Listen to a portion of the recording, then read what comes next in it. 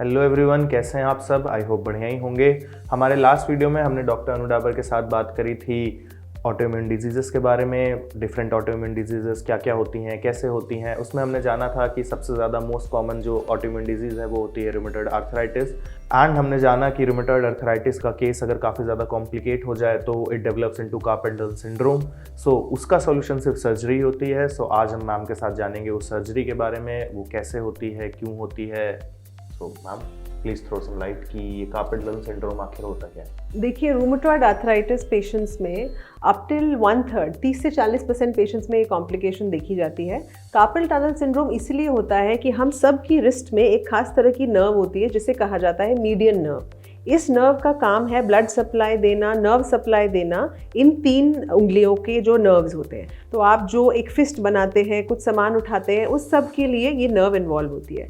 तो अगर rheumatoid arthritis में आपके रिस्ट के आसपास जॉइंट में स्वेलिंग है, इस नर्व का कंप्रेशन होता है और जो सिम्टम्स प्रोड्यूस होते हैं, टिपिकली पेशेंट्स कहते हैं कि हमारी उंगलियों में झिंझिनाहट, सुनपन, इलेक्ट्रिक करंट या चींटी चलने जैसा सेंसेशन होता है, जो 5 फिंगर्स में से इन 3 फिंगर्स में ज़्यादा कॉमन है, बट अगर बढ़ जाए तो 5 फिंगर्स को इन्वॉल्व करता है। जब ये और ज़्यादा सिवियर होता है तो ये पेन एक्सट्रीमली इनटॉलरेबल होता है, किसी भी तरह के पेन मेडिसिन को रिस्पॉन्ड नहीं करता।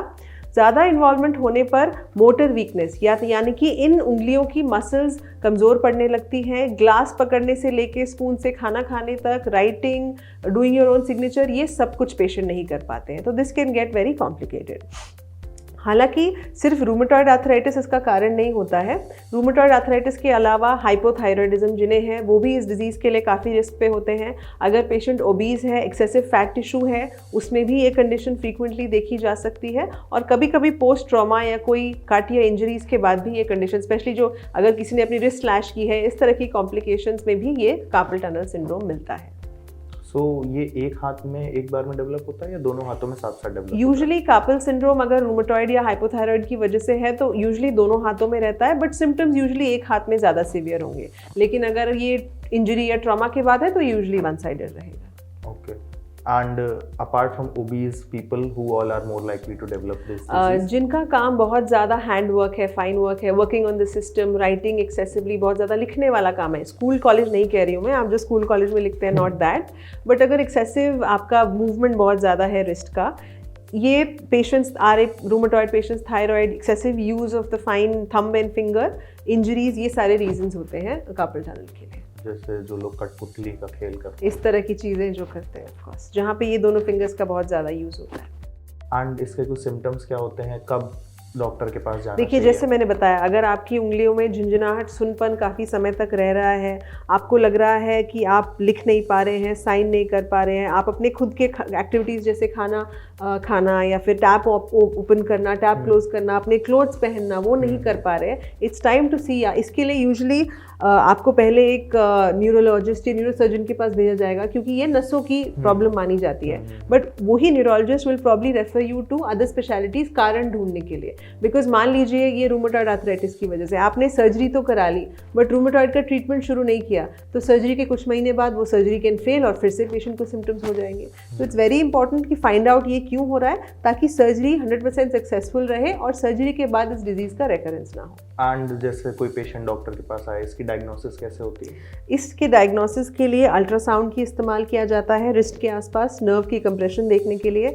एक खास तरह का टेस्ट होता है जिसे नर्व कंडक्शन वेलोसिटी कहते हैं, जहां वो इलेक्ट्रिक पोटेंशियल मेजर करते हैं इस नर्व के सप्लाई का, उसका इस्तेमाल किया जाता है। अगर थायराइड का सस्पेशन है तो ब्लड टेस्ट किए जाएंगे, रूमेटॉइड का सस्पेशन है तो एक्सरेज, रूमेटॉइड स्पेसिफिक टेस्ट किए जाएंगे। ये यूजुअली इन चीज़ों से ईजिली डायग्नोस किया जा सकता है। ओके। एंड एक बार डायग्नोसिस हो गई, उसके बाद कंफर्म हो गया कि या it's a case of carpal tunnel syndrome, then how it is treated, what are the treatment options? देखिए, कार्पेल टनल सिंड्रोम की ट्रीटमेंट सिवेरिटी के हिसाब से होती है। इसके 3 या 4 ग्रेड्स होते हैं, grade 1, 2, 3, grade 1 being mild, grade 3 being severe. Usually grade 2 और 3 केसेस में सर्जरी ज़रूरत पड़ती ही है।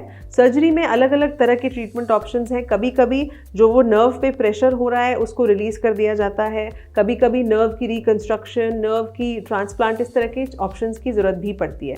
बट मोस्ट कॉमनली जो सर्जरी की जाती है उसे कहा जाता है carpel tunnel release. Carpel tunnel वो टनल है जिसमें मीडियन नर्व रहती है और उस टनल के प्रेशर की वजह से इस नर्व पे दबाव आता है, तो उस टनल के प्रेशर को रिलीज करते हैं सर्जिकली और ये प्रॉब्लम यूजुअली ठीक हो जाती है। तो मोस्ट कॉमन सर्जरी जो इसमें यूज़ की जाती है उसे कहते हैं carpal tunnel release surgery. But अगर पेशेंट को माइल्ड या ग्रेड 1 सिम्टम्स हैं तो कई बार हैंड स्प्लिंट्स पहनने से, कुछ खास एक्सरसाइजेस करने से और ओरल मेडिकेशंस के कुछ कोर्स से भी ये ठीक हो जाता है। एंड आपने जो सर्जरी बताई इसका रिकवरी टाइम कितना होता है? कार्पल टनल सर्जरी यूजुअली उसके लिए बहुत ज़्यादा हॉस्पिटलाइजेशन, लंबे समय की ज़रूरत नहीं पड़ती। 1 या 2 दिन हॉस्पिटलाइजेशन के बाद पेशेंट को डिस्चार्ज किया जाता है। इसमें इंपॉर्टेंट होता है पोस्ट ऑपरेटिव रिहैबिलिटेशन। लंबे समय तक फिजियोथेरेपी की मदद लेनी होगी, एक्सरसाइजेज इसमें करनी होती हैं ताकि हैंड की जो ये नर्व्स की इन्वॉल्वमेंट की वजह से प्रॉब्लम आई थी वो पूरी तरह मसल्स रिकवर कर जाएँ।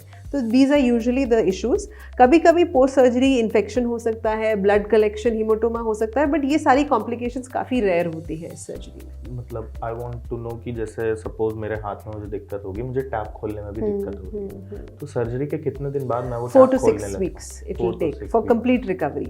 रिकवरी के शुरुआती लक्षण तो आपको 7 to 8 days में ही दिखने लग जाएंगे, बट वो सर्जरी के बाद वहाँ पर इंसिशन के डिसॉल्व होने तक, आपका उस तरफ पे इंसिशन साइट हील हो जाने तक usually it takes 4 to 6 weeks।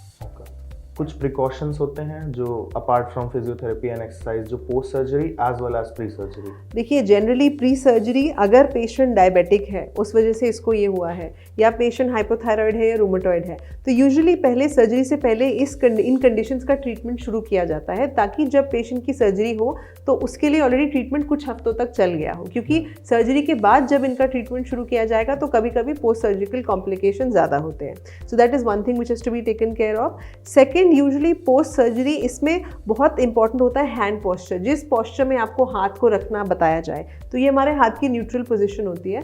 Post carpal tunnel surgery इस पे फोकस किया जाता है कि हाथ की पोजीशन, आप ये नहीं हो सकता कि आप सोए तो आपने लापरवाही कर ली कि मेरा हाथ पे इधर दब गया उधर दब गया। सो हैंड पोस्चर का सही मेंटेन करना बहुत इंपॉर्टेंट है पोस्ट सर्जरी। रेगुलरली आपका इंसिशन चेक कराना, वहाँ पे कोई इन्फेक्शन नहीं हो गया हो, और जो एक्सरसाइजेज बताई जाएंगी those are most important. Now most important question जो हमारी ऑडियंस हमेशा पूछती रहती है, सिंस मैं कमेंट्स में ही देखता हूँ तो मुझे मालूम है, कॉस्ट ऑफ दिस सर्जरी। देखिए it depends from one centre to the other. Usually ये सर्जरी कौन करता है, या तो ये सर्जरी प्लास्टिक सर्जन्स करेंगे या न्यूरो सर्जन्स करेंगे। These are the 2 surgeons who commonly do this surgery, and the cost can vary anywhere from 50,000 to 1 lakh 2 lakh। Usually इतने में ये सर्जरी इजीली हो जाती है, but this does not include the post operative care, जो आपकी exercises, जो rehabilitation, physiotherapy consultation, वो यूजुअली इसमें इंक्लूड नहीं है, but this is the broad range जिसमें you can easily get this surgery done in most centres. उसके बाद का अगर आपको लेना है तो वो हॉस्पिटल अपने अकॉर्डिंग चार्ज करता है। Yes, cool. एंड क्या ये सर्जरी इंश्योरेंस के अंडर कवर रहती है, क्योंकि प्लास्टिक सर्जन करते हैं? देखिए यूजुअली अगर कार्पल टनल सिंड्रोम इतना सीवियर हो चुका है कि उसको सर्जरी की जरूरत है, most insurances will cover this surgery. But ये नहीं होना चाहिए that they can bring a loop hole कि इस पेशेंट को 5 साल से आर्थराइटिस था एंड उसकी वजह से ये हो रहा है and the insurance is been taken a year back, तो we will not cover it. So this is one of the ways they try to evade the thing. But अगर आपकी ये डिजीज अभी शुरू हुई है, 6 महीने पहले आपको रूमेटॉइड आर्थराइटिस शुरू हुआ है, आपको पता नहीं था कि ये आपको डिजीज है, और अब कार्पल टनल आपका हो गया, तो it's easily covered under insurance, shouldn't be a problem. And what if I do not go for a surgery, like मुझे एकदम सीवियर सिम्टम्स हो रहे हैं but I still may be financial issues हैं, या फिर मुझे डर लगता है सर्जरी से, so what will happen in that case? देखिए अगर आपका carpal tunnel moderate to severe है, जो मैंने ग्रेड्स बताए, अगर वो उस ग्रेड में है और आप ट्रीटमेंट नहीं लेते, तो एक तो आपके symptoms will not respond to any oral medications, तो परसिस्टेंट सिम्टम्स रहेंगे, और ग्रेजुअली क्या होता है, there is a complication called muscle atrophy.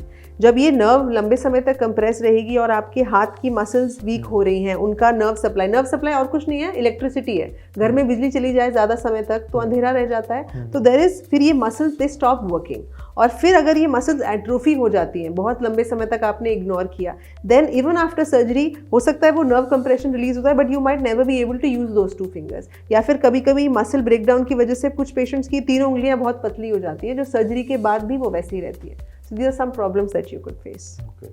Are most complication I believe कि आपका या तो फिर हाथ खराब हो जाएगा। हाँ, क्योंकि अगर किसी को राइट हैंड में कार्पल टनल है, उन्होंने सिम्टम्स को काफ़ी महीनों तक, सालों तक इग्नोर, सालों तो नहीं, यूजुअली कुछ वीक्स या मंथ्स में भी अगर आप इग्नोर करते हो and you lose the ability to use these 3, तो मैं आपको सिंपल सा एग्जांपल बनाती हूँ। अगर ये तीनों मसल्स, तीनों उंगलियों की मसल्स खराब हो गई तो आप फिस्ट बनाना चाहेंगे, आप फिस्ट नहीं बना पाएंगे। ये फिंगर्स तो फोल्ड हो जाएंगी बट ये 3 फिंगर्स ऐसे ही रह जाएंगी। So imagine living one day like this. That patient will have to live like that probably for the rest of his life. Now some tips how to avoid this disease completely in the very first place from appearing. देखिए, there is no way you can avoid this disease. अगर आपको वो diseases हैं जो इसको cause करती हैं, मान लीजिए आप थायराइड पेशेंट हैं, आप रूमेटॉइड पेशेंट हैं, अगर आप अपनी बैकग्राउंड डिजीज को ठीक से ट्रीट नहीं करवाएंगे तो आपको ये होगा। तो one way to protect yourself from carpal tunnel is कि गेट दीज डिजीजेस ट्रीटेड, उनको कंट्रोल रखो। Don't gain too much weight. Yes, if you gain a lot of weight, that's one way you can avoid. जहाँ तक work related वो बातें हैं, so for that generally आप you can not stop that work. I mean if it's your mode of employment, आप काम तो नहीं छोड़ सकते, but there are ways by taking short frequent breaks, doing hand exercises, या फिर the moment you are getting some symptoms trying to shift that job from for some period, ताकि उस दौरान रेस्ट से ही, कई बार कार्पल टनल रेस्ट से भी ठीक हो जाता है। आपने 2-4 वीक्स का रेस्ट लिया, स्प्लिंट पहना हाथ में, जैसे मैंने बोला ग्रेड 1 में, तो वो अपने आप भी ठीक हो जाता है। So these are some ways which you can protect yourself from carpal tunnel. Cool. I believe we have covered almost everything around this topic. Yes. Thank you so much for this valuable information. Thank you. I hope आप लोगों को भी help मिली होगी इस surgery के बारे में जानने में, इस डिजीज़ के बारे में जानने में। आज के वीडियो के लिए बस इतना ही। जल्दी मिलते हैं अगले वीडियो में। तब तक के लिए stay healthy, stay fit and yes, don't forget to like, share and subscribe. Thank you.